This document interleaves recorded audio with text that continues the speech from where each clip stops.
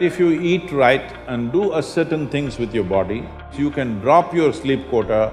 I'm getting lazy and I'm sleeping, averaging somewhere around 4.5 hours now.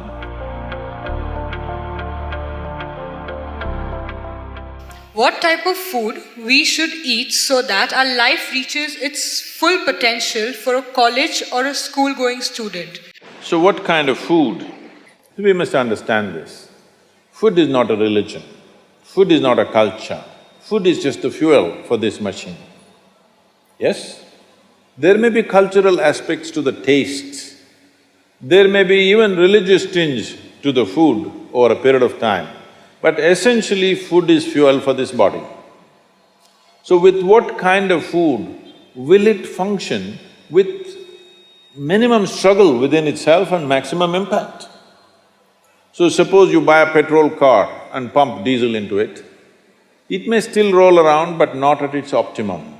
Similarly, various foods you can eat and still somehow it functions.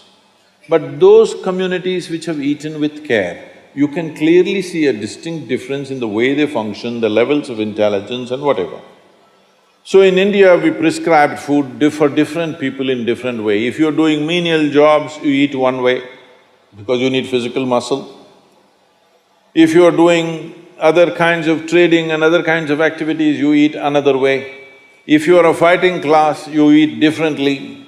And now if you are into education, spiritual process and subtler aspects of life, then you eat differently. If you are in education, one of the greatest challenges is to stay focused on something. The goddamn textbook, I'm sorry. The wonderful textbook that is written for an average intelligence. It's a common prescription. It's not written for the brilliant student. It is written in a way that it's a common prescription, everybody gets it. But that textbook, how much effort it is taking for a whole lot of people? How they have to read it 10 times to get it? But you lie down in your bed and read a love story, you remember every word, huh? Yes or no? How come? So you don't lack memory, you don't lack focus. It is just that textbook and you, chemistry is not working. So what you need is a higher level of focus, a higher level of involvement. And another great enemy for a student is, because this textbook is such a tranquilizer, the moment you open it, go to cinema till 2 a.m. you're up, open the textbook at 9 o'clock, right there, you smash into it. So sleep is another big enemy. So what kind of food do you eat so there is no inertia in the body? In yogic way of seeing things, we are looking at tamas, rajas and sattva. Tamas means inertia, rajas means activity but no balance, sattva means absolutely balanced kind of energy. When you're in education, you need a very balanced kind of energy because you have to focus on something which doesn't naturally interest you. It's not something with which your chemistry is gelling. If your chemistry is gelling, you are always focused on that one, isn't it? Here there's no chemistry, but you have to focus on that. For this you need a balance and a steady mind. For this you need to eat in a certain way. To put it very simply, food goes through your body through the alimentary canal. From your mouth to your anal outlet, there is a pipe. Through this it runs, going through various stages of digestive process. Many of you are biology people, right? So, it goes through the alimentary canal. Now it begins with the lip. Here, if you look at this, all the herbivores and carnivores.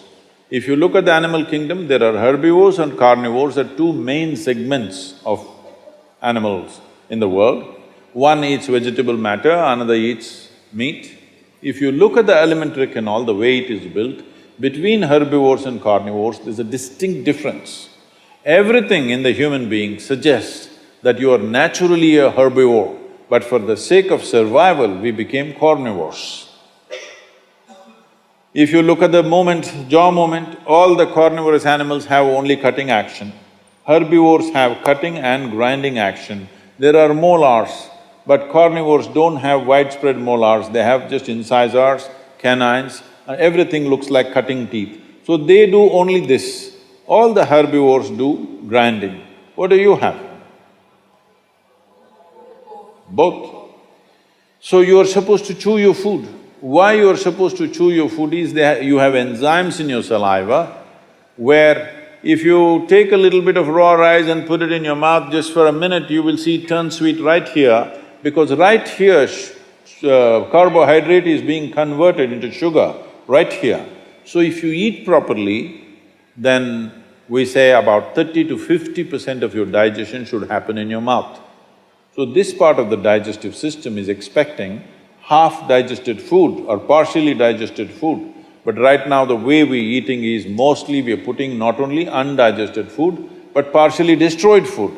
So the amount of food that you need to get the same amount of energy has increased. You are eating much more food than what you should eat to generate that much of energy. Because of that, there is inertia in the body, because it has to process so much more food than what it should, there is inertia. Once there is inertia, your sleep quota increases. How many hours do you sleep on? Hello? 8 hours. You're going by the prescription, huh? See, this is not that you must deny yourself sleep, that's not the point. But if you eat right and do a certain things with your body, you see very effortlessly, within 3 to 4 weeks, you can drop your sleep quota anywhere between 2 to 3 hours. 1.5 to 3 hours very easily you can drop if you just eat consciously and just learn to sit properly, just the posture, your geometry of the body and what goes into the system. If you just manage these two things, you will see sleep quota will just come down like that. Just to tell you, for over 25 years, I have largely managed with an average of 2.5 hours of sleep. Now I'm getting lazy and I'm sleeping, averaging somewhere around 4.5 hours now, but 7 days of the week, okay? 365 days, non-stop, on, almost every day. My daughter didn't call me for a month. I asked, what the hell is the problem with you? Why are you not calling? She said, every 6 hours you're in a new city, what the hell I'm supposed to do? So I said, okay, which is true. In one day, sometimes we're doing 3 cities, so it's a non-stop activity.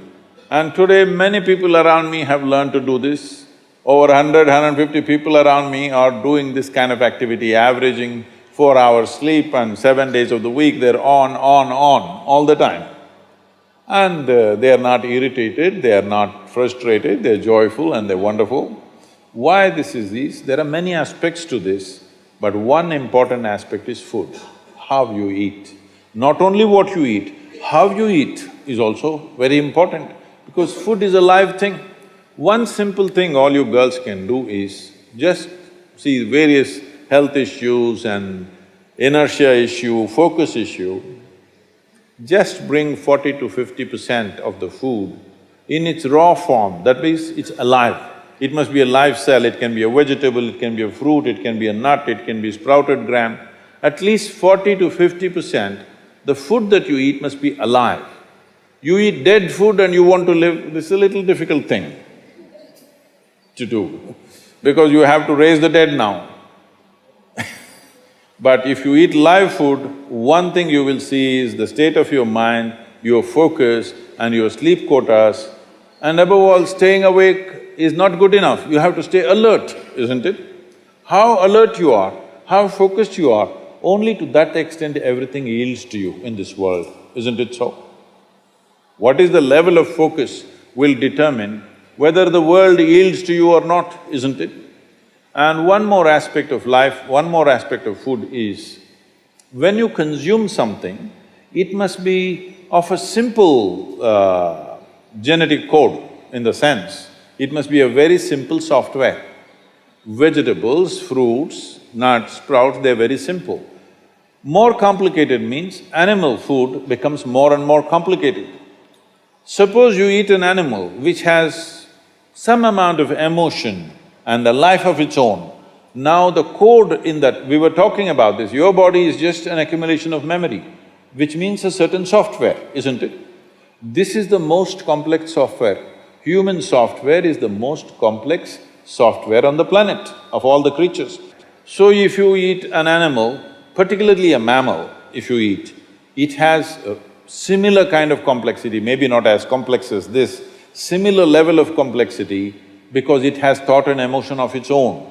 Now for you to break that code and integrate it into your system, you are not fully successful. So it will leave traces of certain qualities within you.